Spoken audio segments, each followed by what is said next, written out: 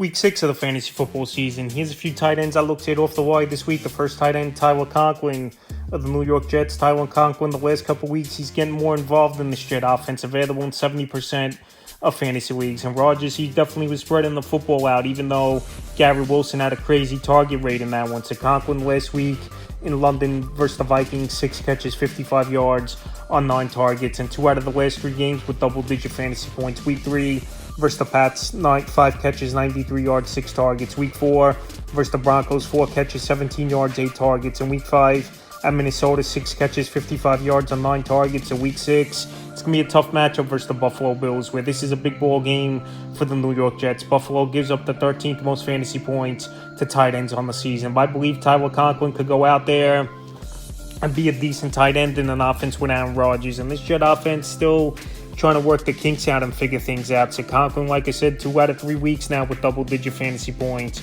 And I believe he can help fantasy owners. The next tight end's Cade Otton of Tampa Bay Buccaneers. I know Otton's numbers have been up and down so far this season, but tight end's been one of the worst positions in a while in fantasy football this year. Cade Otton, the last couple weeks, he's been serviceable at the position.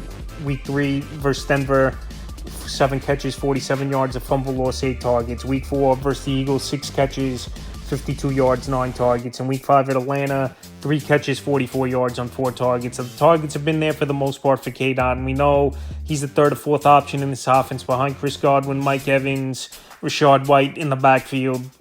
But he's a big target, 6'7", 6'8". I've mentioned this a lot in my videos, and he could go out there and find the end zone, and he's a big target for Baker Mayfield to hit in the middle of the field, where they're starting to get rapport going, where last year we saw decent flashes from on. So if you need a tight end with the bye weeks coming up, he's available in 63% of fantasy leagues and could put up serviceable numbers for owners this week. The next tight end, Colby Parkinson of the Los Angeles Rams. I know Parkinson and the Rams, they go on bye in Week 6, but he's definitely been a serviceable tight end as well. In Week 7 has a good matchup versus the Vegas Raiders. If you could stash this week Colby Parkinson on your roster, I would go out there and do it. I know Tyler Higbee, there's a chance he might return in Week 7 after the bye coming off ACL, but we just don't know for sure.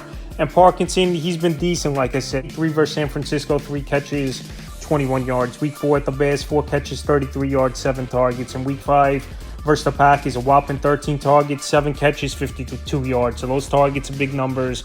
I know Stafford and the Rams, they were trailing by double digits the majority of the ball game, especially in the second half versus the Packers over there in Los Angeles. But 13 targets is 13 targets, especially at a tight end position. That's been very weak this season. So right now, Parkinson coming off a good game. I know he's going on bye, but out there right now in 72% of fantasy leagues. Next tight end's Brenton Strange of the Jacksonville Jaguars. So he's been on the radar over the last few weeks. And Evan Ingram, I thought he was going to return last week. It didn't happen. And once again, Strange found the end zone for the second time in 3 weeks for this Jaguar team. The volume isn't great for Strange, but he's a good target in the red zone and someone who's going out there and making plays right now for the Jaguars. Week 3 at Buffalo, 2 catches, 12 yards, a touchdown. Week 4, Houston, 3 catches, 19 yards, 3 targets. And Week 5 versus the Colts, in that one, 4 catches, 24 yards, a touchdown. It's a Sunday night at the Chicago Bears.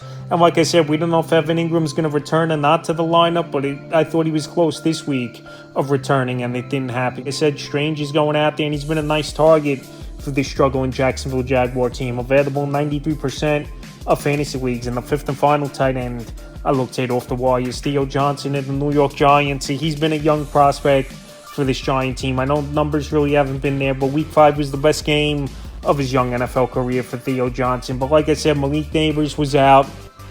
More targets to go around, even though Darius Slayton had a Neighbors type of game in Week 5 at Seattle. So the last few games for Johnson, Week 3 at Cleveland, a catch, 13 yards, 3 targets. Week 4 versus Dallas, a catch, 6 yards on that one. And Week 5 at Seattle, 5 catches, 48 yards on 5 targets. So Johnson, like I said, he's a young prospect. The Giants like what they see from him, and he's getting starter snaps and opportunities. His next matchup versus Cincinnati Bengals next week for Theo Johnson in this New York Giant team. So I think Johnson as a prospect in deeper leagues you would add, or dynasty leagues, but your 10, 12-team leagues, I don't think he's really an ad even with all the bye weeks, but someone to keep an eye on in those leagues. Available 99% of fantasy leagues. That's a few tight ends I looked at off the wire. Week 6 of the fantasy football season.